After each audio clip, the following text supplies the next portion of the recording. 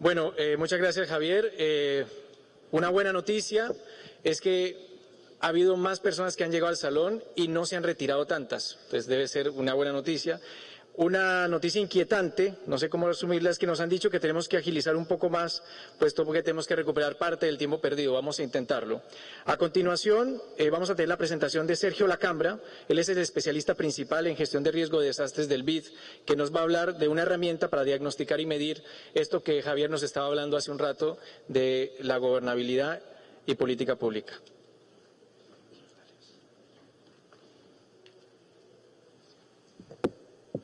Muchas gracias, Lisardo, colegas de la mesa y a los asistentes.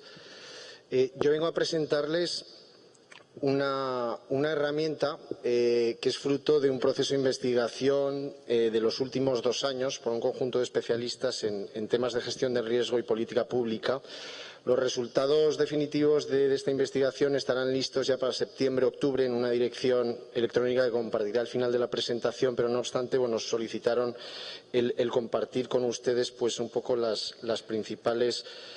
características de la metodología que hemos desarrollado. Es una herramienta denominada Índice de Gobernabilidad y Política Pública en Gestión del Riesgo,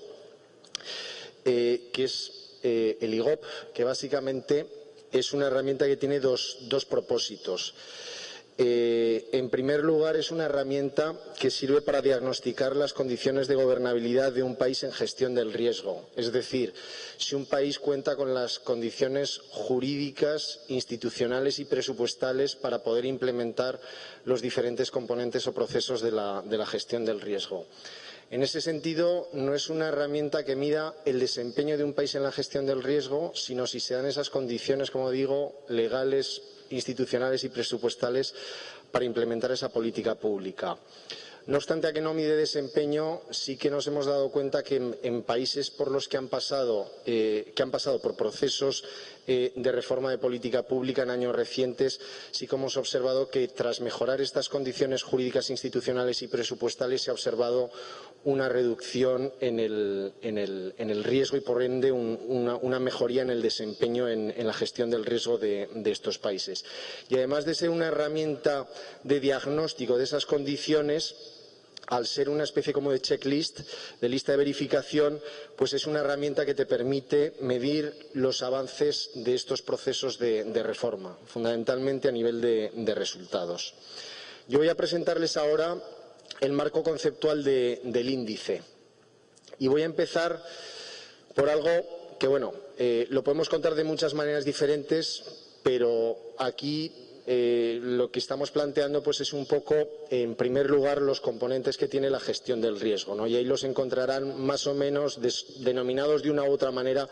pero más o menos todas las cosas que se deben hacer en gestión del riesgo, ¿no? Es decir, tenemos el tema de la identificación del riesgo, es decir, conocer el comportamiento de las amenazas en el territorio y conocer un poco el grado de exposición y vulnerabilidad pues de la infraestructura, la población, las actividades económicas ante estas amenazas naturales.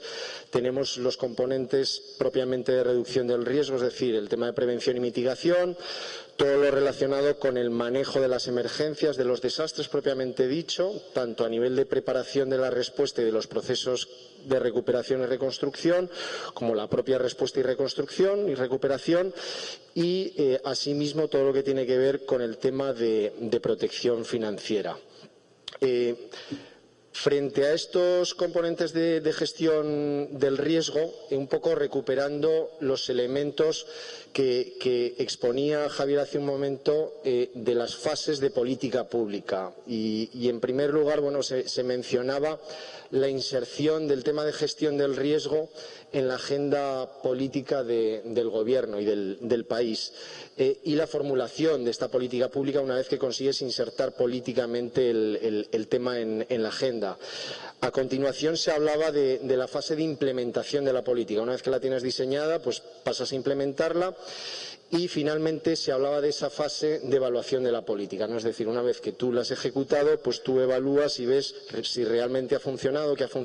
no ha funcionado, etcétera, etcétera. Entonces, estas fases, digamos, las reconvertimos pues en una serie, digamos, de dimensiones que cruzamos a todos los componentes de la gestión del riesgo. Entonces, tenemos una dimensión de definición de responsabilidades sectoriales, es decir, definir en cada uno de los ministerios o sectores que tienen que ver con la gestión del riesgo, si hay una definición a través de normas específicas de gestión del riesgo o de normas habilitadoras del sistema, si estas responsabilidades del sector con relación a los diferentes componentes de la gestión del riesgo pues están definidas o no en ese conjunto de normas. Asimismo, es importante la definición de las responsabilidades de los organismos que operan en el territorio, es decir, si los gobiernos locales, gobiernos regionales, en su marco regulatorio, pues efectivamente tienen definidas las responsabilidades de estas unidades del territorio con relación a cada uno de los procesos o componentes de la gestión del riesgo. Complementando estos dos tipos de definición, también se busca un poco ver si en el marco legal del país hay efectivamente una definición de responsabilidades de coordinación y de articulación con otras políticas públicas que tienen mucho que ver con la gestión del riesgo, como por ejemplo la política de recursos hídricos, los temas de adaptación al cambio climático, temas de ordenamiento territorial, desarrollo urbano, etcétera, etcétera. Entonces, a través un poco pues, de estos elementos intentamos ver si en ese marco jurídico, institucional y presupuestal hay una clara definición de todas estas responsabilidades que acabo de mencionar para cada uno de los componentes de la gestión del riesgo. Asimismo, a nivel ya de implementación de políticas, se buscan evidencias de implementación de la política en los diferentes sectores, empresas públicas y unidades del territorio. Es decir, si el sector vivienda efectivamente está implementando acciones de identificación del riesgo, de reducción del riesgo, de preparación, de planificación de la recuperación, o si las principales empresas proveedoras de servicios básicos efectivamente están considerando estos componentes de la gestión del riesgo en la ejecución de sus quehaceres cotidianos. Y en última instancia, a nivel ya de evaluación de la política, se busca ver si ese marco normativo del país considera mecanismos de control, rendición de cuentas y participación ciudadana para cada uno de los componentes de la gestión del riesgo. De este cruce de esos componentes con estas fases de política pública, o sea, básicamente se construye una matriz que tiene los componentes de identificación y conocimiento del riesgo, de reducción del riesgo, de preparación para la respuesta, de planificación de la recuperación, de protección financiera y asimismo todos aquellos temas que no tienen que ver exclusivamente solo con uno de esos componentes de la gestión del riesgo, pero que son necesarios efectivamente para poder impulsar una política integral de gestión del riesgo, ¿no? Y esto lo vemos en el componente del marco general de gobernabilidad. Entonces ahí nos queda una matriz básicamente que cruza los principales componentes de gestión del riesgo con las principales fases de política pública, ¿no? Este es un poco el marco conceptual. Entonces queda esta matriz, entonces en cada una de esas celdas que cruza componente de gestión del riesgo con fase de política pública se definen una serie de indicadores. Concretamente, esta matriz está compuesta por 241 indicadores que son binarios, es decir, que se responden sí o no, es decir, el país cuenta con determinados marcos legales, con determinadas normas, con determinados instrumentos presupuestales, con determinados mecanismos de control, sí o no. Y, como digo, son preguntas estos marcos legales. Para el cumplimiento de cada uno de esos indicadores se exige que el país presente un verificable, que permita uno o varios verificables, que permita demostrar que efectivamente el país cumple con cada uno de los indicadores. Yo ahora voy a pasar a darles algunos ejemplos. Claro, son 241 indicadores, además nos han acortado el tiempo, es imposible obviamente ir a todos, pero he seleccionado pues unos cuantos para que ustedes tengan un sabor de un poco del tipo de indicadores que forman parte del índice. Y en esta presentación me apoyo en la aplicación que hemos hecho de este índice, de estos indicadores, de estos 241 indicadores en 11 países de la región, donde ya hemos hecho una aplicación preliminar. Los países que aparecen en gris son países donde no hemos hecho la aplicación, entonces no es que no cumplan los indicadores que voy a compartir con ustedes, sino que no hemos hecho la aplicación en estos países, por ejemplo en Brasil, Bolivia, Paraguay son países donde no se ha trabajado, tampoco Ecuador, pero sí en el resto. Y del resto, los que hasta el momento hemos conseguido verificables que permiten cumplir, digamos, las condiciones medidas a través de los indicadores aparecen en verde y los que no, pues en blanco.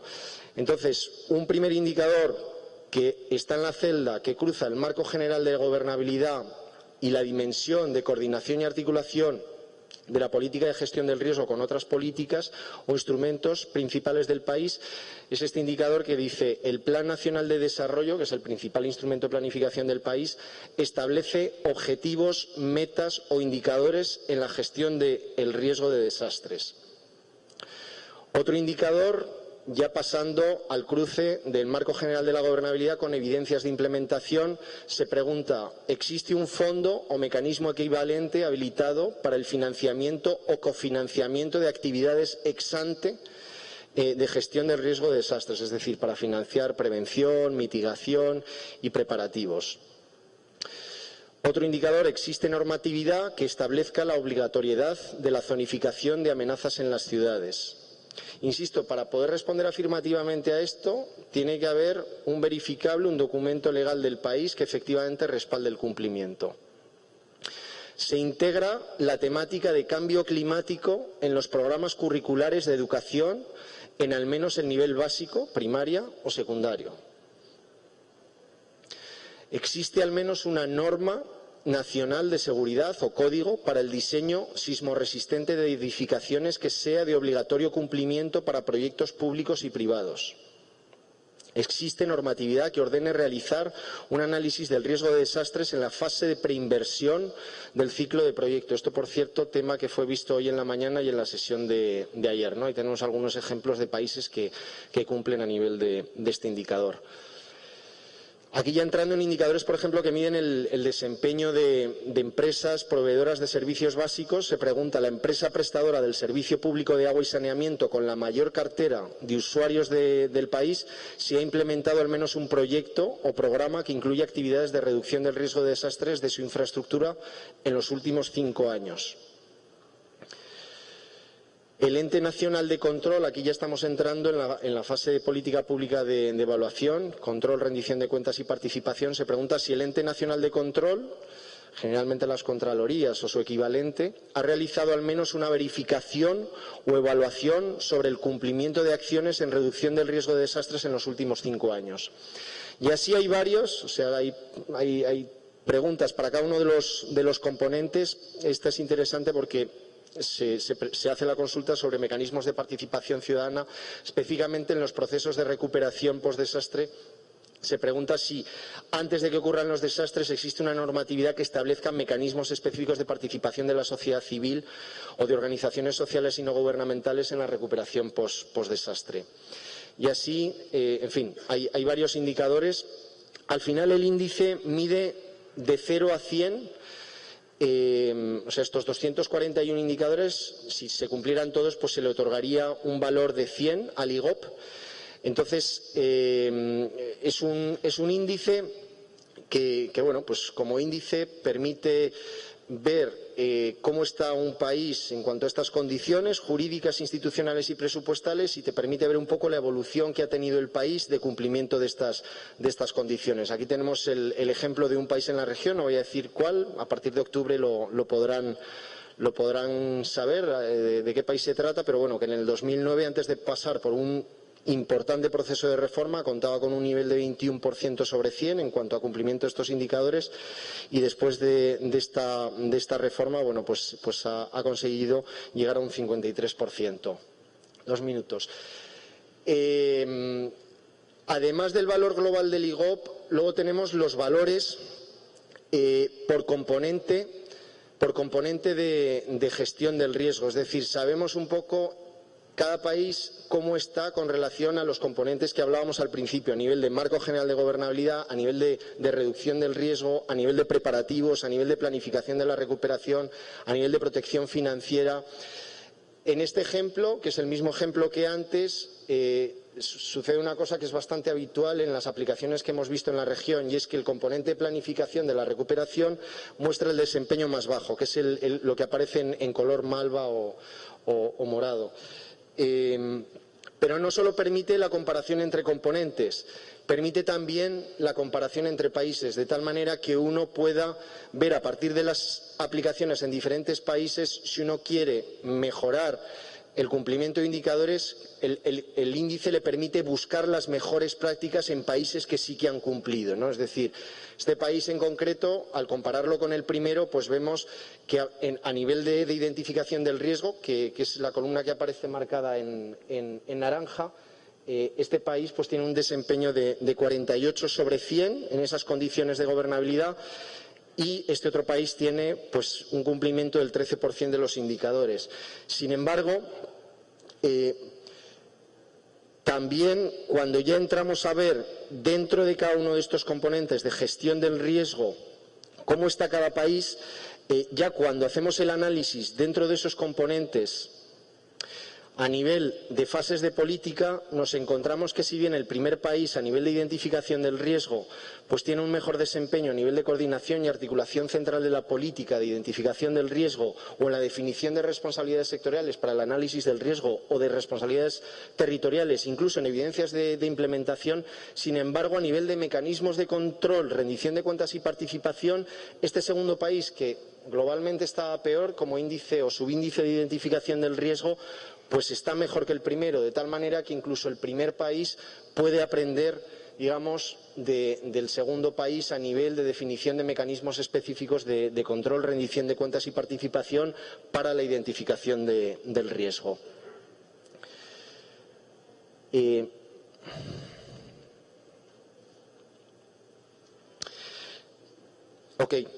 Solamente cierro diciendo que esta es una herramienta que, como checklist, es un instrumento que sirve a aquellos países que quieren abordar procesos de reforma de política pública y gestión del riesgo, a aquellos países que no están satisfechos con su marco normativo, institucional y presupuestal, y que quieren tener una guía de qué cosas deben cambiar para tener un marco afín, alineado con las mejores prácticas internacionales a nivel jurídico, institucional y presupuestal. Entonces, esta es una herramienta que les permite guiarles en el proceso y además medir un poco el progreso del país en estos temas. Se une a otros indicadores que el Banco Interamericano de Desarrollo ha desarrollado, y que, bueno, pues ustedes pueden recibir más información o conseguir más información en este link tan fácil de anotar. Entonces, bueno, a partir de septiembre-octubre estará a su disposición los resultados de aplicación de este índice, detalles de la metodología y material de apoyo de aplicación del índice en esos 11 países de la región. Muchas gracias por su atención.